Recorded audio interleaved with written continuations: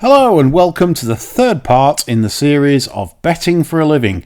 My name's Lee Keys of systembet.co.uk and I'm taking you through all the pitfalls, trials and tribulations of betting for a living and what's required to make the game pay.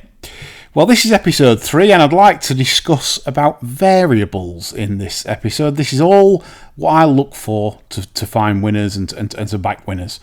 Before I get onto the variables, I'd just like to clarify part 2, where I had a few bits of negative feedback on the subject of chasing. Now, as we know, I do not advocate chasing on betting for a living. It possibly came out a little bit wrong in that I was kind of admitting that I do it, and what I'm trying to say is that I don't recommend doing it, but if, say for example, like myself, that will find a lot of bets that have a positive return on investment, sometimes on bad days, when the needle kicks in, it isn't necessarily a bad thing that I'm overstaking slightly or maybe a bit, or more than slightly, on horses that have positive ROIs. In the long term, as long as you're not going to go skin, as in you're not putting pressure on your bankroll, then I don't really see a problem with doing it. It's when it puts a pressure on your bankroll, as in you don't want to go skin. Skin's no good for anyone, and you can't come back from that. So basically, that's what I meant to clarify by chasing. That yes, I do it. I know other professionals that do. It's a very difficult skill to master, and I don't pretend for 1 minute that I have mastered it. So yeah, does it affect me? Possibly has a negative effect long term, but I wouldn't say it's the be all and end all as to my profitability. Right. Variables. In this game, there are so many variables to look for when trying to select a horse. And in this episode, I'm going to cover off a lot of the variables I use when trying to find winners without going into too deep explanation. By that I mean I could certainly talk 10 or 15 minutes, for example, on the draw and how important draw is when backing flat horses, for example. So what I'm going to do is I'm going to cover off all the variables that I look for to find winners, and then in future episodes I will do an individual episode covering off these different sorts of variables and what I do look for, edges I can give you in your attempt to find winners. Right, so going through some variables then, and with a brief synopsis. Draw. Obviously, we'll start with draw and flat. I mean, obviously vital at certain tracks. You know, there's certain biases at certain meetings. You can see, obviously, if I listed a very obvious one, it would be Chester. You know, very, very difficult to win from wide draws. It's why you get a lot of non-runners in wide draws at Chester. Some people think, well, I can't be bothered to turn up from trap 13. Other trainers will use it to sort of get a little bit of weight off the horses if they get a bad draw. So draw, that's one variable. Another variable will be ground. Ground is, I would say, one of the key variables, because horses that cannot handle certain types of ground, doesn't really matter what form they've got prior to that. It could be they've won a King George on good. Does it matter if they don't go on heavy? You know, then you're running it in the Betfair chase on heavy ground, haydock. All of a sudden, the form there, just because you've got, you know, winning form in a King George on good ground, doesn't mean to say you'll be able to replicate it against the likes of Bristol de Mai in a 3-mile slogfest in absolutely sludge ground. So ground is absolutely vital when you're looking at your selection. Distance. Now, I mean, it's fair to say that horses will stay any distance at a certain speed. That's what it's all about. You know, you could gallop a horse for 10 miles, but at sort of 15 miles an hour. Well, it's canter really, but yeah, you get the gist. Distance is important, but wouldn't be as big a variable as ground. Distance becomes important if a horse, say, pulls very hard for its head. Obviously, then can't quite see out an extra trip or in that way. Obviously, you get horses that need a certain trip to show their best because they're too slow to run over shorter distances. So distance is something. Pedigree, obviously that's linked with distance and ground. I like to study pedigrees in terms of like dam sires, sire lines, because I think a lot of that's more important than what people think. Pedigrees can unlock certain horses that potentially offspring require certain types of ground, certain types of distance. For things like for example, green desert dam sires. One big example for you here. Anything by green desert on the dam side. And the first line of the pedigree, they really struggle on soft ground. Really struggle on soft ground. Makes sense, It's from a line basically of fast ground horses, and that basically is a real negative on the progeny. Anything by green desert, say on the dam side. So pedigrees, that's vital in my assessments. Elements, weather elements. A lot of people, the game is forever changing. We're forever devising our methods. We're forever studying different things to get an edge on our opposition, essentially to stay in the game, because the game's forever moving. And when you look at elements, I mainly talk about wind. Wind, I always feel, is absolutely key when making selections, because if you've got a bad headwind at a track and your horse that you fancy that day is a front runner, then that's a real problem, because then you are going to have to make the running, especially on a straight course. So imagine, say, Newbury Straight Mile, or for example Newcastle on the all-weather. You've then got to set off, try and make all into a 15-20 knot headwind. It's very difficult, and something a bit like cycling. When you see that the leader's making the pace for them, they're getting all the drag and they're getting less resistance from the wind, and therefore everything with cover can benefit greatly. So wind is important to record as well, because remember, if you back a front runner that disappoints in a headwind, can often be a big price next time, because people think, oh, it's rubbish. When in fact it was just basically the headwind that beat it. So again, all useful things for finding out future winners at decent prices that are a reason for disappointing that won't be listed maybe in the racing publications. Pigs. Basically, this is characteristics of horses, and one of my key elements of basically race unlocking, if you like, is to spot a pig. A horse basically that isn't cooperative, doesn't want to run in a straight line, will hang in under pressure, won't go past. Don't forget, horses are herd animals. They're bred to run fast because they're thoroughbreds, but that still makes them part of the herd. If you watch them in a field when they're having a rest, they all like sort of standing with each other, most of them, and messing around. That's what horses are. They're herd animals. They gallop in herds. So sometimes certain horses won't pass. They will not go past the lead horse.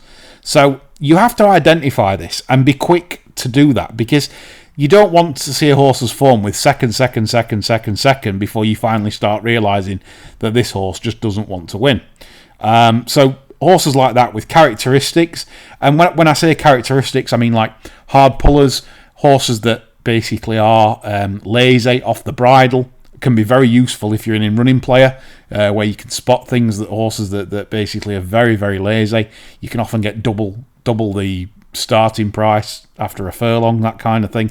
So things like this, characteristics of a horse, is very important, and obviously that comes from video watching, putting the time and effort in to watch these horses and getting to know them. Don't forget, humans have different characteristics. Some humans are hard-working, wiry characters, really fit, bony. Some humans are fat, lazy. It's the same kind of thing with horses. And obviously you need to get to know that before you put in your hard-earned down, because you need to know what to expect. Jockeys, another obvious one here. I'll be honest, I'm probably guilty of not placing enough emphasis on jockeys. I think jockeys are vital in terms of decision making. It possibly the reason I'm probably a bit lapsadaisical when considering bets with certain jockeys is that I'm thinking, well, is there that much difference? Well, I do think there is from a certain point of view. The very top ones are probably, they're probably worth £4 or £5 on the average journey jockeys. So it's probably something I don't take into account enough. Also, good apprentices. Watch for good apprentices coming on the scene. That's also a good edge. Trying to find that next £7 claimer before the media catch on. If a new apprentice comes on the scene claiming 7, say on the flat, watch hers. Watch their first 10 rides, and watch them. And it doesn't matter where they finish. Watch how balanced they are. Watch the strength factor. Can they even switch whips? A lot of them can't. But just notice little things, and you can notice and get an edge before the racing post, the media, the pundits all catch on that this young kid on the block, if you like, is the real deal. So jockeys are worth looking out for. Also, I also look from a crooked point of view as well. I mean, look, I make no bones about what sport I'm in. Certain jockeys I feel are more crooked than others in terms of the yards they ride for. Look at jockeys that ride for yards for handicapping runs. In other words, if you see a jockey and he's got a really bad strike rate, look how many times he's gone off at 66 to 100 to 1, riding for stopping yards that get the handicap marks. Well, then that jockey's open to more of, let's say, we're not busy today kind of thing. So watch out for that with jockeys. That's my advice there. Trainers, as I say, trainers are sort of similar to jockeys in a way. Certain trainers are very good at the job. Certain trainers will have good vets, will have good medication. Certain trainers will go for handicaps, will get a mark, will get them down £20. You have to watch for those sort of trainers. Some trainers just run everything straight because they could be just 2-year-old buyers and passer honors, as in we just buy to sell, that kind of yard. You need to identify what the trainer's about. Does the trainer specialise in landing handicaps or landing jobs or big bets? Is the yard a better yard when the money's down or not, or does it not matter? These are all things you have to study, not just can this trainer train. Most trainers can train. It's just you need to get their modus operandi, and then you'll know them when you can and can't play on certain races. Certain trainers are very hard to read, and like I'll mention a trainer, Christian Williams, for example. Christian Williams, when the money's down, they're absolutely mustard. When the big drifters, not so. And that's how it is. So you just identify a trainer's pattern. Owners the same. Certain big owners like a bet. Some owners are like studs. For example, if you're backing a horse owned by a stud, it's very likely, more than often than not, it's going to be doing its best, because that stud will either want them for breeding, or basically it's a horse they couldn't pass on at the sales, and they want to show it as in the best light they possibly can to sell on. So again, these are all little pointers that you can just pick up just from this brief synopsis that I'm giving. As I say, in future episodes, I will be going into each category in more detail with good examples for you to understand better. Obviously, the level of form. That's a gimme when studying any horse, as in what's its level of ability, what's its level of potential ability. There's lots of skills to identify a potential ability in a horse. Is it running over the wrong trip? Is it running over the wrong distance? The wrong ground. Has it been disadvantaged by the run of the race? Is the pace of the race not been right for it? Has it been held up off crawls? And all of a sudden a true pace might bring it out better. Things like sectional timing can identify undervalued horses, which is why that's another variable I do use. I purchased the data off Timeform, which is about £100 a quarter, and I import the sectional data into Proform, which is a racing statistical package which you can subscribe to. It's expensive. It's over £1,000 a year, but basically that gets me all my data and my statistical analysis. And as I say, applying the sectional timing to horses' performances gives me a number upgrade in terms of what that horse has achieved. So, for example, a horse might have ran to 70, but then it might get a £10 sectional upgrade, which I've got the data for. So it's telling me I've got a 10. So that horse has run £10 better than possibly the bare form.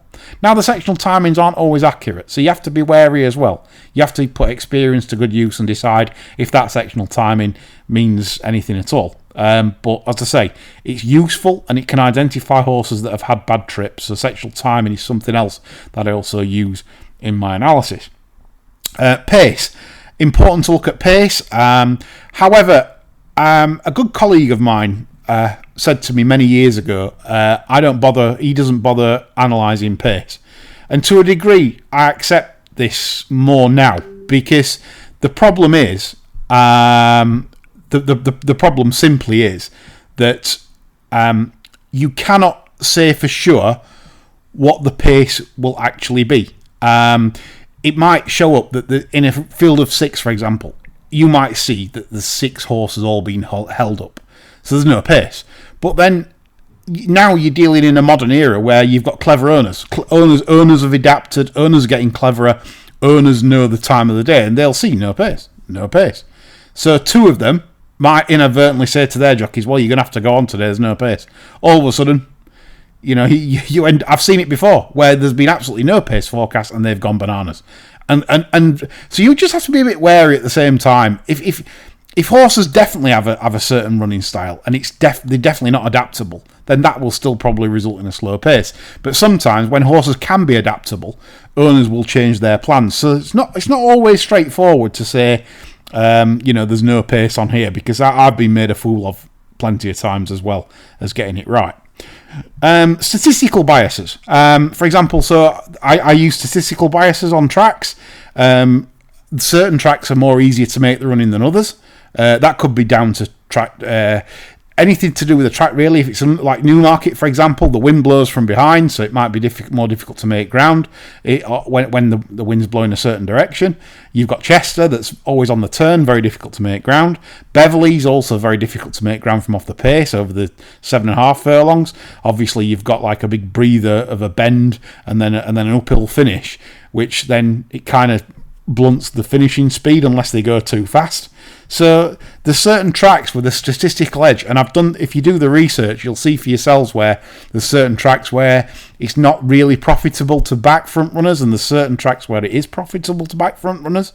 This is all important in your decision making and coming towards your final selection. So I hope from this episode you're kind of appreciating the amount of work that is actually needed to assess properly a race. Now, that doesn't mean to say that we have to get bogged down with data. I always say you can overlook things. You don't have to overlook everything in terms of, is every single box ticked? It's more or less impossible to have a bet with getting every box ticked. However, it's always important to consider certain variables more than others. So if you know there's a big front running track, absolutely enormous, then immediately your instinct should be on that day not to be supporting held up runners. You should just cross it from your list, because you are already on a negative return on investment by doing so. So there's certain instances where variables are more important than others, and it's about identifying which variables are important for that particular race, whether it's to do with the trainer and is this the target, or whether it's just simply they're holding it up on a front running bias track. These are all little things that turn up to be big things to consider. So in future episodes, I hope you've enjoyed this one, by the way. So in future episodes, I will be discussing at length all the variables that I use within a sort of 15-20 minute time frame. I think it'll be very useful for you. There'll be many pointers with real life working examples. So if you do have a subscription to the Racing Post, that will be helpful, because I will be discussing some real life examples for you to get stuck into. And then the next episode will be next week. So hopefully you'll tune in then. That's all from me on the 3rd episode of Betting for a Living. Bye for now.